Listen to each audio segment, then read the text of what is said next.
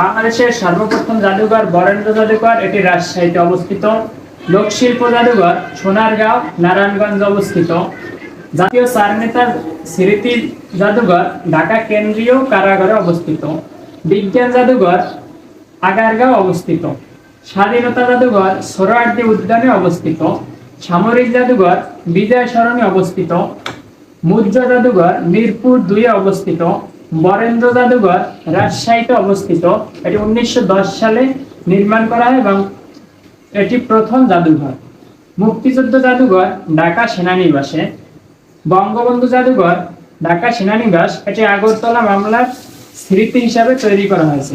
এবং সর্বশেষ জাদুঘর হচ্ছে জুলাই গণ অভ্যুত্থানের স্মৃতি জাদুঘর, এটি শেরেবাংলা নগর অবস্থিত।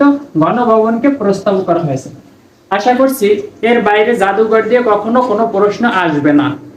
বিগত সকল পরীক্ষার প্রশ্ন অ্যানালাইসিস করে আপনাদের জন্য ভিডিওটি তৈরি করা হয়েছে। আসসালামু আলাইকুম।